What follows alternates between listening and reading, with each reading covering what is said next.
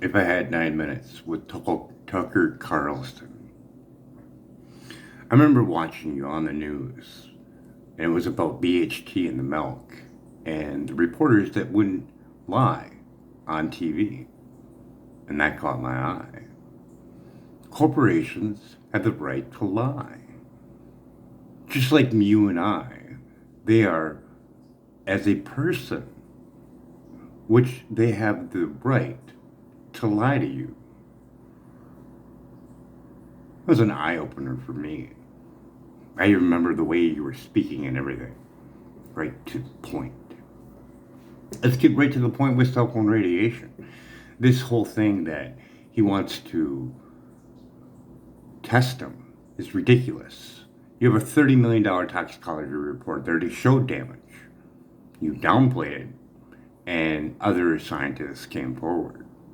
It was even on the news. I'll put it down below. But it's based on the 1980 rat studies. And when you, Tucker, see that, you'll be like, God damn, that's not even science. To blast a microwave radiation at a rat until a point where it can't push a food lever even though it's starving. Children get 10 times more microwave radiation. Now, this isn't about me. It's just about me giving out the facts as fast as possible in 9 minutes and letting you know that you should have Environmental Health Trust on your show. Why? Because they went against the FCC and they won. Because the FCC did not look at the vulnerability of children and pregnant women. And when you bring in Dr. Trower into the mix, which I'd rather have you have Environmental Health Trust, the whole crew, Susan Serrano, and Deborah Davis, the president of Environmental Health Trust. Because even like her, well, high educated woman, and when someone came to her and said there's a problem with cell phones, she's like, don't be ridiculous. If there was a problem with cell phones, I would know about it. Because I know everything. It's important in science. And she was wrong. And then came Environmental Health Trust, a think tank dedicated to non-ionizing radiation, and with the international science appeal against non-ionizing radiation. 252 scientists from 43 nations. Plus, you have the Babysit Project with over 400 pediatricians that signed it. So, you have that, and you also have the Chicago Tribune where they tested cell phones, and they were anywhere between 3 to 4 or more times the outdated safety guideline that lost in court. I gotta say, lost in court, because they did. Arbitrary and capricious. And you can hear that court hearing over at Environmental Health Trust's YouTube page. Why not? It's what happened. And when you hear them speak on cumulative effects, not even taken in consideration. And when we went for a review, they said, well, we left it open for 2 years. No one said anything. So we assumed that everything was fine. Do you feel safe with that? Or even the rats?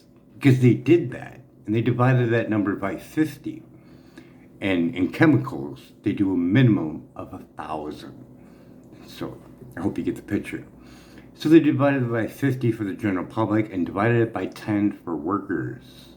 I feel for you. And I'd like to bring in Dr. Klinkhart in his 10-case study on autism. You can go to a woman's pregnant. You can go to a woman that is pregnant into her room, do a body voltage test, microwave density, and give her a reasonable assessment of whether or not she'll give birth to an autistic child. And you bring in Sam Milham, the author of Dirty Electricity, you can see and test Dr. Klinkhart's work anywhere, at any given time, anywhere in the world. Real science. You could do it. And you can go look at his practice, and his practice is 50% autistic children. And he specializes in recovery. Who are you going to listen to, right? And he's been at it for quite some time. And when you bring in Peter Sullivan and his two children that he reverted by reducing all that, you kind of want to listen. Or Autism 1, where he puts up a 10, he talks about this, and they come in there and they become more relaxed. I go back over to Samuel Milham because he talks about us being electrical chemical being, and that's science. That's what we are. And he lists all the scientific methods for seeing that. But even with oscilloscope, you can see how much your body voltage you're getting with dirty electricity. And you can go over to Sam's page, and all his white pages are over there as well. You have Magna Havas and her work with Wi-Fi mercury release from tooth fillings. So if you have an older tooth filling with mercury, like a lot of the homeless, and you're by Wi-Fi router, you are going to get a release of mercury. And that's related to the Mad Hatter disease, mercury poisoning, which we can test. Magna Havas did, and it was two to three times over baseline. That's crazy. All day, every day for the homeless, walking around, going past all types of cell towers and cars, because they get robbed some too.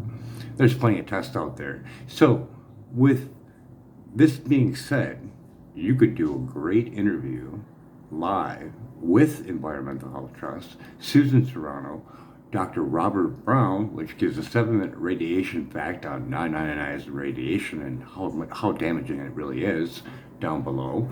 And you could have Building Biologist Institution going around your studio tied into the EMS specialist, so it's a closed loop between those two, re-loop back over to the Environmental Health Trust that you're interviewing, and hopefully you have a delay between it so you can have another person typing a script down below of what he's saying, so they don't have to listen to it. They can just read the numbers of what they're getting, and they can take that and they can relay it over to the bioinitiative report, and they can give you an assessment on the ill effects that they know on scientific peer-reviewed published papers. Sounds good, right? I mean, then you can actually reduce it in your house and report back whether you feel better.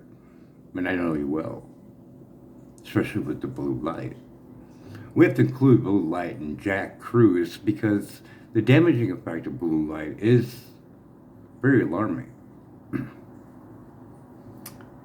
Melatonin interruption, thyroid, and check out Dr. Jack Kruse for the rest. So is this a really big deal? I think so. I mean, when you listen to the whistleblower on how they were testing cell phones and what they told them to do, like telling them how to write the abstract and what to test and how to test. And one guy said, no, I'm not going to do that. And I'll put the video down below. I mean, these are real facts. And when you look deeper into this, like John C. Lilly and his Lilly Wave and his talk with Patrick Flanagan, the inventor of the neurophone, that's voice to skull. And he made that when he was like 16 years old. I'll put the link down below. So he had a discussion one time when John C. came over to his house, and Patrick Flanagan was looking at an oscilloscope, and it was this 60 hertz power wire. And John goes, what are you doing with my Lilly Wave? And he's like, nothing, I'm looking at the 60 hertz power. And he's like, oh, that's what they're doing with my wave. So you can look for this, Dirty Electricity, Samuel Milham, and he outlines our disease as we got electrification. This is a great story that you could run for a week, and it'd be worth it. And it's all for UBI to wean us off of this electronic. We've been programmed to be addicted to it with dopamine hits, and that's already been illustrated with Facebook. So I believe in a UBI for advertisements with children holding the phone, outdoing this outdated safety guideline, and children get 10 times more microwave radiation. This is all factual and provable with real scientific data. And the FCC lost in court. What more do you need, right? And a $30 million toxicology report. UBI for everyone.